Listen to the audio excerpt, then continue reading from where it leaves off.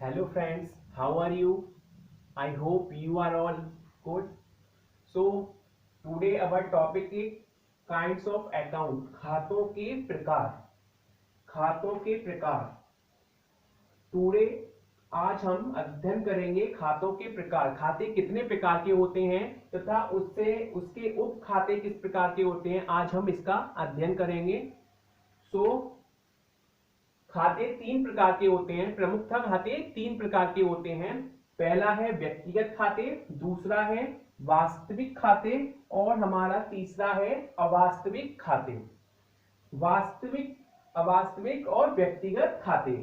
व्यक्तिगत खाते किसे कहते हैं? अधिकतर एग्जाम्स में इस टाइप के क्वेश्चंस पूछे भी जाते हैं और बच्चे इसमें कंफ्यूजन भी रहते हैं. उन्हें ये पता नहीं रहता कि कौन सा खाता व्यक्तिगत है, कौन सा वास्तविक है और कौन सा खाता हमारा अवास्तविक खाता है. तो व्यक्तिगत खाते किसी व्यक्ति विशेष से संबंधित तथा किसी संस्था, कंपनी तथा उस संस्था से संबंधित खातों को हम व्यक्तिगत खाते कहते हैं. जैसे राम का खाता, मोहन का खाता, इंडिया लिमिटेड खाता और हमारा रिलायंस कंपनी खाता, रिलायंस कंपनी अकाउंट. किसी भी संस्था से संबंधित, व्यक्ति से संबंधित जो भी खाते होंगे वो हमारे व्यक्तिगत खाते के अंतर्गत आते हैं. तो व्यक्तिगत खाते कितने प्रकार के होते हैं? ये प्रमुखतः तीन प्रकार के होते हैं. व्यक्तिगत खाते तीन प्रकार के होते हैं. प्राकृतिक व्यक्तिगत खाते, कृत्रिम व्यक्तिगत खाते और प्रतिनिधित्व व्यक्तिगत खाते. प्राकृतिक व्यक्तिगत खाते क्या होते हैं? प्राकृतिक व्यक्तिगत खाते ऐसे खाते होते हैं जिसमें किसी व्यक्ति विशेष के खाते को रखा जाता है. जैसे हम कहें मोहन का खाता, मोहन ने माल खरीदा, तो मोहन ने माल खरीदा तो यहाँ पर किसका अकाउंट, मोहन किस प्रकार का अकाउंट हुआ? प्राकृतिक व्यक्तिगत खाते. बच्चों को ये तो पता होता है स्टूडेंट्स को कि व्यक्तिगत खाता है, लेकिन कभी कभी एग्जाम्स में ये भी पूछ लेता है कि प्राकृतिक व्यक्तिगत है या कृत्रिम व्यक्तिगत है या प्रतिनिधित्व व्यक्तिगत है. तो जो किसी नाम से संबंधित जो भी खाता होगा वो हमारा प्राकृतिक व्यक्तिगत खाता होगा. दूसरा है हमारा कृत्रिम व्यक्तिगत खाते. कृत्रिम व्यक्तिगत खाते के अंतर्गत हमारी विभिन्न संस्थाओं के खातों को रखा जाता है. कृत्रिम के अंतर्गत हम रिलायंस लिमिटेड अकाउंट और किसी संस्था से संबंधित कंपनी के खाते, उन खातों को हम कृत्रिम व्यक्तिगत खाते कहते हैं. प्रतिनिधित्व खाते क्या होते हैं? प्रतिनिधित्व खातों को हम कैसे पहचाने? तो प्रतिनिधित्व किसी समूह का प्रतिनिधित्व करने वाले खातों को हम प्रतिनिधित्व व्यक्तिगत खाते कहते हैं. जैसे कि किसी मजदूरी दी, तो मजदूर की जो समूह होता है, जो एक यूनियन होती है, उसको मजदूरों की सारी मजदूरी उसमें प्रतिनिधि मिली हुई है, एक साथ उसमें अकाउंट बनाए, मजदूरी दी. तो मजदूरी जो हम दी है वो प्रतिनिधित्व खाते के अंतर्गत आएगी, क्योंकि मजदूरी एक व्यक्ति की नहीं, अनेक व्यक्तियों की, ग्रुप की, उनकी सारे व्यक्तियों की उनकी मजदूरी है उसमें. नेक्स्ट आता है हमारा सेकंड नंबर है वास्तविक खाते. वास्तविक खाते क्या होते हैं? वास्तविक खातों को हम रियल अकाउंट्स कहते हैं. वास्तविक खाते वे खाते होते हैं जो हमारी संपत्तियों से संबंधित होते हैं. वास्तविक खाते जैसे रोकड़ खाता है, हमारा देनदार का खाता है, भवन खाता है, मशीनरी खाता है, जितने भी अकाउंट्स हैं होते हैं जो हमारी संपत्ति से संबंधित होते हैं, वो खाते हमारे वास्तविक रियल अकाउंट्स कहलाते हैं. ये रियल अकाउंट्स दो प्रकार के होते हैं. इन्हें दो भागों में वर्गीकृत किया गया है. मूर्त वास्तविक खाते, टेंजिबल रियल अकाउंट्स, और अमूर्त वास्तविक खाते, इनटेंजिबल रियल अकाउंट्स.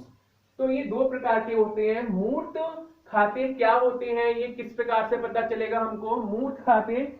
मूर्त वास्तविक खाते के अंतर्गत क्या रखा जाता है, कौन से खाते रखे जाते हैं, तथा अमूर्त के अंतर्गत कौन से खाते रखे जाते हैं. तो हम मूर्त वास्तविक खाते वे खाते होते हैं जिनको हम देख सकते हैं, छू सकते हैं तथा व्यापार में लेन देन कर सकते हैं. उन्हें हम आसानी से एक दूसरे क्रय विक्रय भी कर सकते हैं. जिससे हमारा रोकड़ खाता हो गया, माल खाता हो गया, मशीनरी खाता हो गया, बिल्डिंग खाता हो गया, बिल्डिंग अकाउंट, मशीनरी अकाउंट, ये सारे खाते जो हम छू सकते हैं, देख सकते हैं, ऐसी संपत्तियों को हम मूर्त रियल एसेट्स, मूर्त टेंजिबल रियल एसेट्स के अंतर्गत रखते हैं। दूसरा है हमारा अमूर्त वास्तविक खाते, इंटेंजिबल रियल अकाउंट्स। इसके अंतर्गत हम ऐसे खातों को रखते हैं जो हमारी बिजनेस में होते हैं, लेकिन हम उसे ना टच कर सकते हैं ना देख सकते हैं, लेकिन वो हमारे व्यापार में लाभ को बढ़ाते हैं। ऐसे खाते अमूर्त वास्तविक खाते, इंटेंजिबल रियल अकाउंट्स आते हैं। जैसे कि हमारे व्यापार की ख्याति, गुडविल, इसी एक अमूर्त के अंतर्गत आती है। पेटेंट्स, राजस्व, एकस्व, पेटेंट्स, ये सारी चीजें जो हम देख नहीं सकते, ये ज्यादातर गुडविल, पेटेंट्स और ये पेटेंट्स, राजस्व, ये इसके अंतर्गत हमारे इंटेंजिबल रियल अकाउंट्स के अंतर्गत आते हैं। एग्जाम्स में काफी टाइम्स पूछा जाता है कि गुडविल कैसी संपत्ति है, तो बच्चों को ये तो पता है वास्तविक है, लेकिन वो इसमें कंफ्यूज रहते हैं, मूर्त है अमूर्त है। तो जो हमारी ख्याति है, गुडविल है, वो अमूर्त वास्तविक खाते के अंतर्गत आती है। इसे हम इंग्लिश में इंटेंजिबल रियल अकाउंट्स कहते हैं। थर्ड नंबर है हमारा अवास्तविक खाते। अवास्तविक खाते को हम आय व्यय खाते भी कहते हैं तथा नाम मात्र के खाते भी कहते हैं। इन्हें हम इंग्लिश में नॉमिनल अकाउंट्स बोलते हैं, नॉमिनल अकाउंट्स। तो जो अवास्तविक खाते हैं हमारे, जिसे हम अवास्तविक खाते, इनको आय व्यय खाते भी कहते हैं। बिजनेस में जितनी भी आय होती है या व्यय होती है, जितने भी खर्चे होते हैं, वो इसी खाते के अंतर्गत, अवास्तविक खाते के अंतर्गत रखे जाते हैं। अवास्तविक खाते हमारे जैसे कि वेतन खाता है, वेतन खाता हो गया, कोई हमने मजदूरी दी या हमने वेतन खाता हो गया। अवास्तविक खाते अनेक खर्चे, अप्रत्यक्ष व्यय, जितने भी अप्रत्यक्ष व्यय होते हैं, प्रत्यक्ष व्यय होते हैं, ढुलाई व्यय, भाड़ा व्यय, जितने भी हमारे बिजनेस में आय या व्यय होती हैं, जैसे कि हमारी आय हो गई ब्याज प्राप्ति, इंटरेस्ट रिसीव, और किसी को हमने पेमेंट किया, तो वो सारे खाते हमारे अवास्तविक खाते के अंतर्गत ही आते हैं। तो ये थे हमारे खातों के प्रकार, काइंड्स ऑफ अकाउंट्स। हमारे जितने भी कॉम्पिटिटर्स हैं, हमारे जितने भी एग्जाम्स होते हैं अकाउंट से रिलेटेड, या फिर जितने भी अकाउंट स्टूडेंट्स हैं, उनको इसमें काफी प्रॉब्लम होती है कि खातों को हम कैसे पहचानें।